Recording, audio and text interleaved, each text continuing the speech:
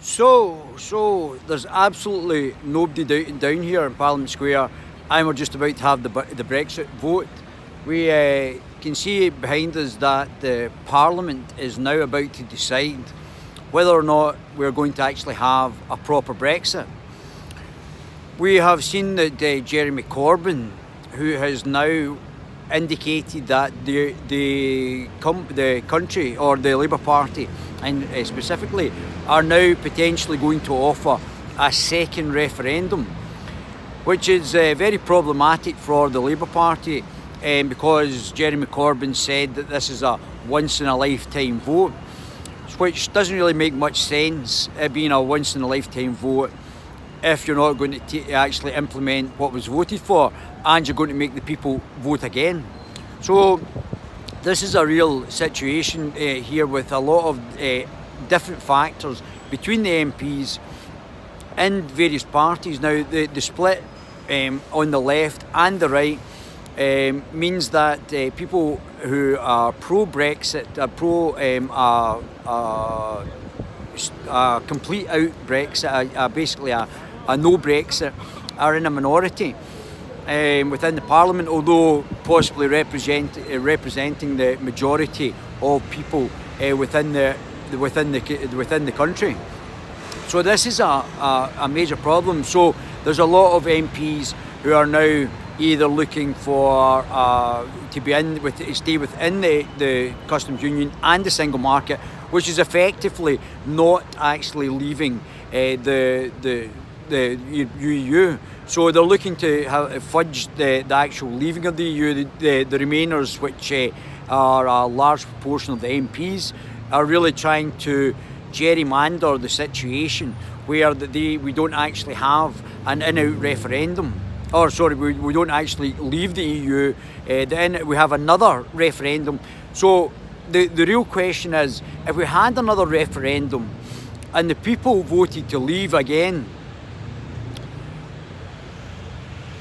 what would actually happen then? So we vote to leave the EU again, and what's going to be on the ballot paper? So we vote to leave the EU again, and we still have the Remain Parliament, or the predominantly Remain Parliament, with a disproportionate amount of Remain MPs, even Remain MPs who are misrepresenting not only the country at large, but also within their own constituency. I'll give you just a few names. Anna Soubry, who represents Bexto, I think the correct pronunciation is, that she has been parachuted in, obviously, by Central Office to be a Remainer or a globalist corporatist within that constituency, and that constituency voted to leave the EU, so voted for Brexit.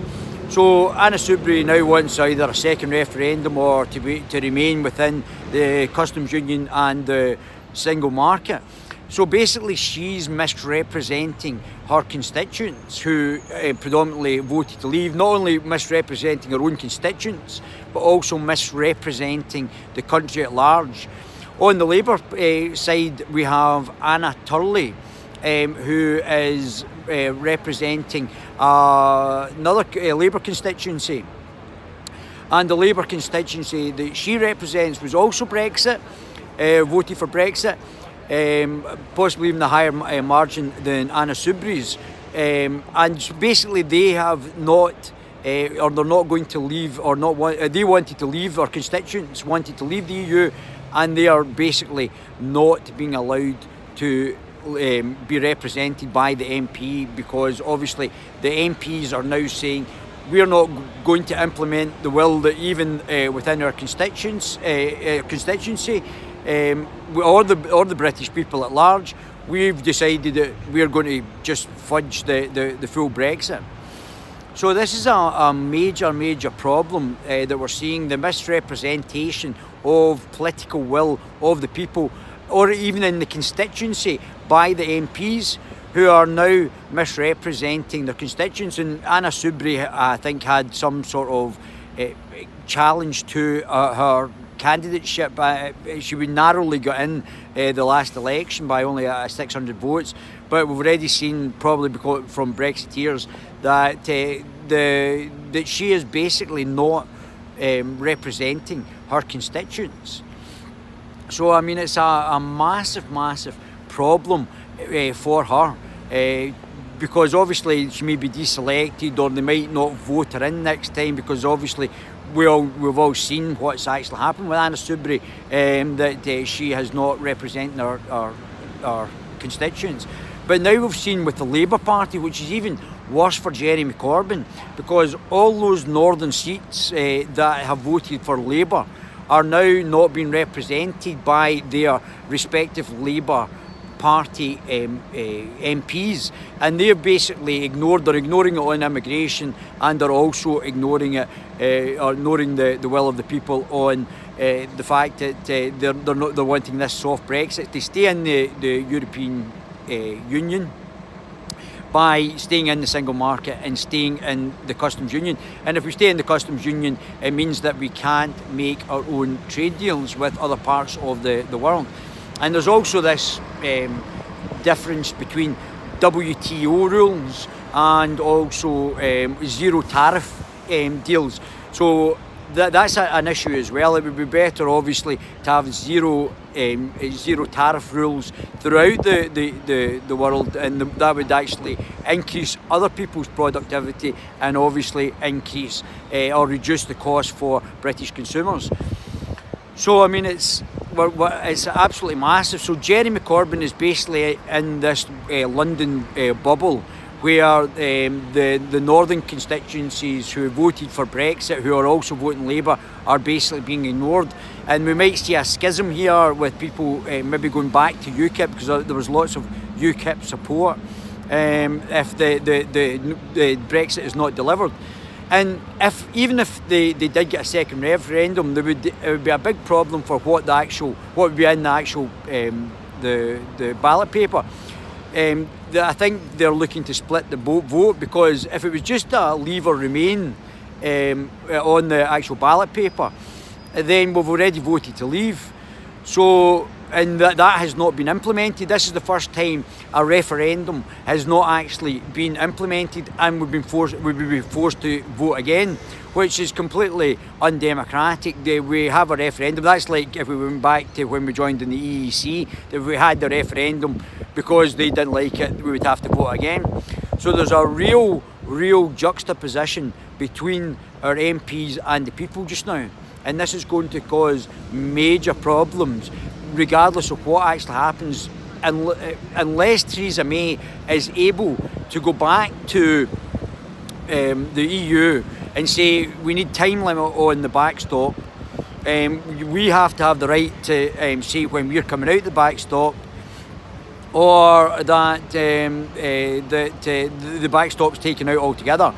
Only at that point will there potentially be a deal that will go forward in the Parliament, and that's no guarantee because of the split between the Conservative wing, or the ERG, that and the Christian Democratic wing of the actual Parliament. You have got the two parts of the Conservative Party, the Christian Democratic part and also the Conservative part, the One Nation Tory, TRG, or the ERG.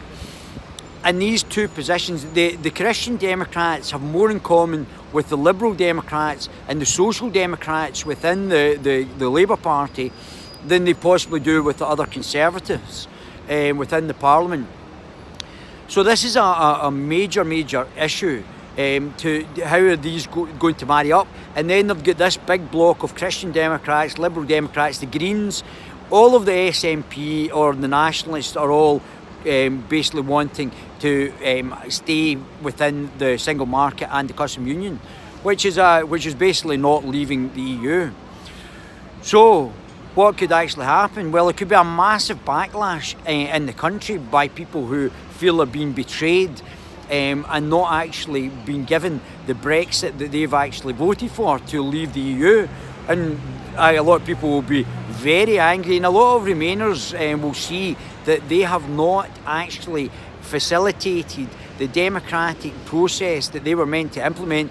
As Jeremy Corbyn, we only are going to have one vote in this. Now Jeremy Corbyn, who looks like a massive hypocrite on this subject, is now saying that he could potentially back a second vote, which seems absolutely incredible.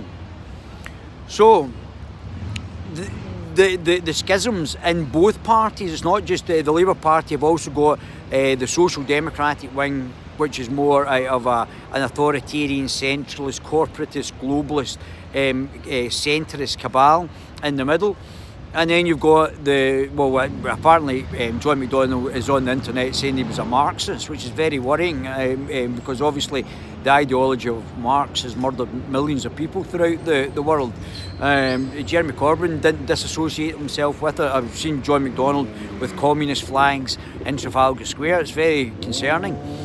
And Diane Abbott advocating that maybe on balance on the BBC that Mao did more good than harm, having been the biggest political mass murderer the world had ever seen.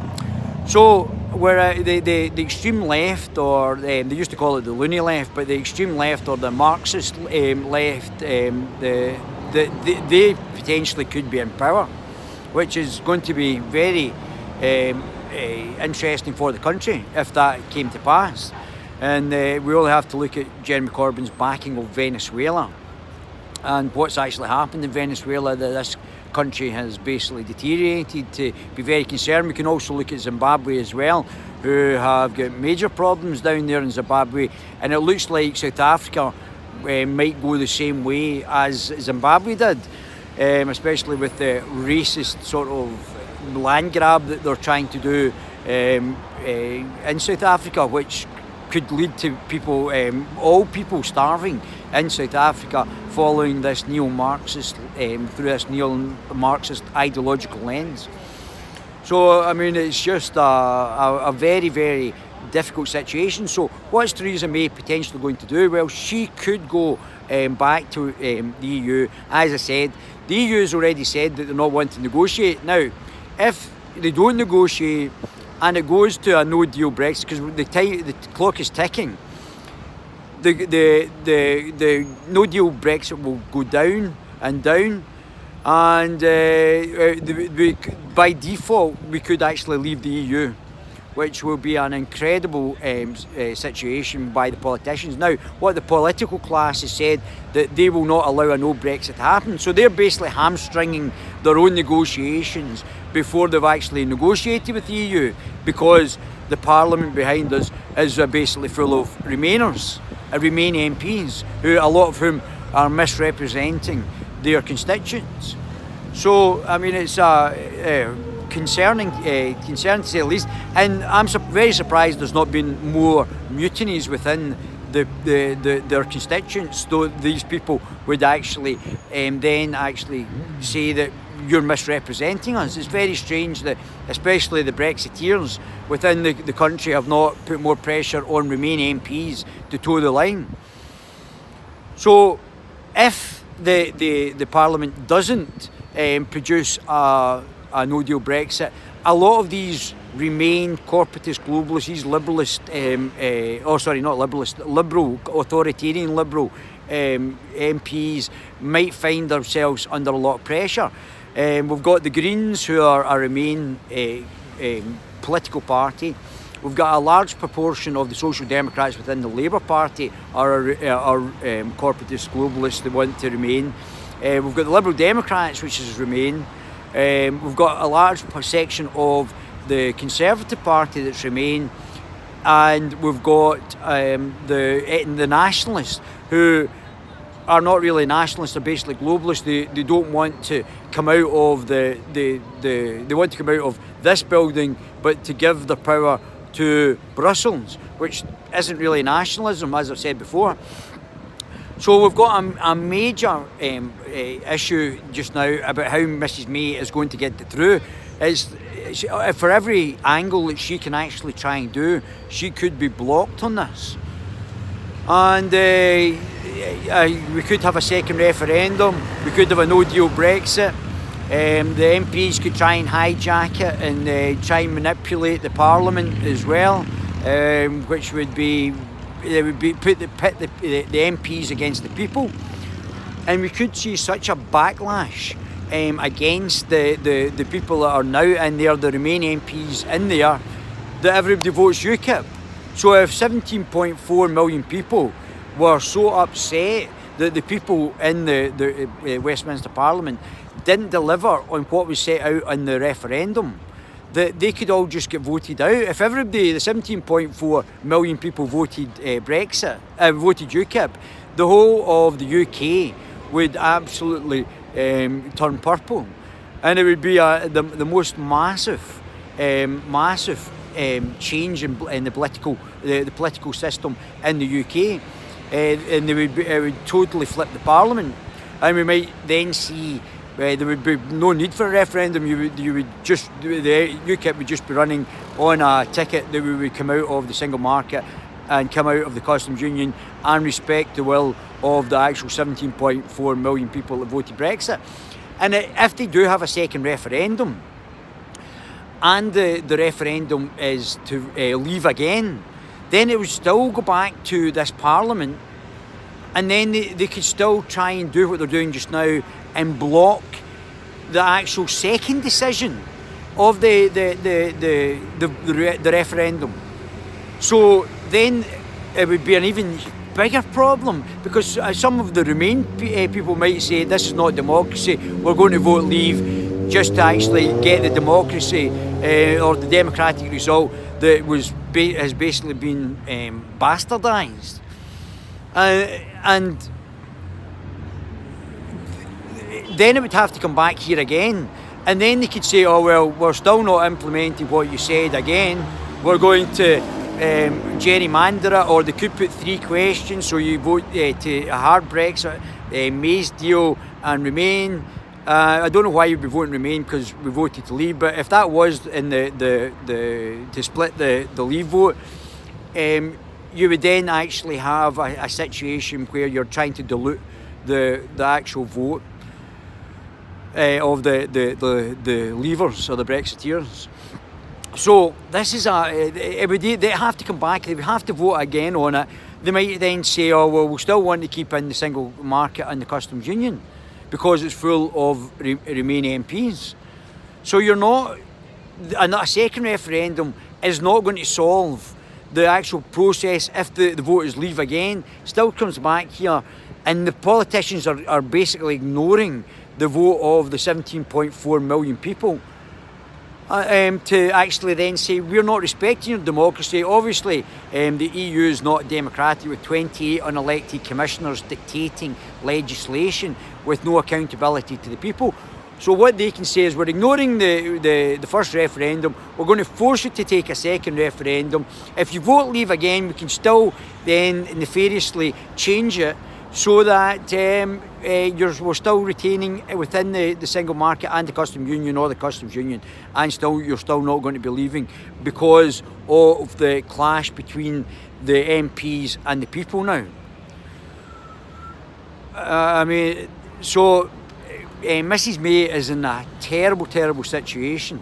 She's in the worst situation that she could potentially be in, because even within her own party it's split, and unless she can go back to the EU, who have said that they're not wanting to negotiate, unless she can go back to the EU and actually do that, then this is going to be a major, major issue for her, because if the EU say they're not going to negotiate, then she's left in an unwinnable situation. Then she would have to either come out as no Brexit, second referendum, or a general election.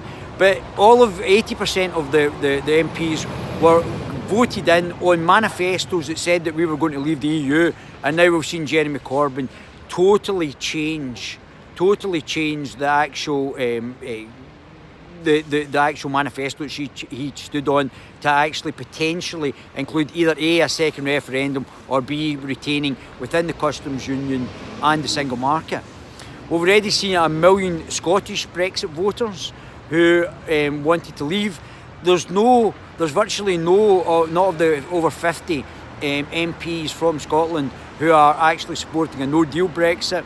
They're not supporting, they're not representing the SNP. 35, I think, SNP MPs are not supporting the 1 million Scots that voted to leave. So 38% of the electorate. So there might be a backlash in Scotland as well. So if these people then switched from the Lib Lab Con Party or the SNP or the Greens to UKIP or the Scottish Libertarian Party, who both advocate leaving the EU, then it's a major change in what's actually happening up there as well.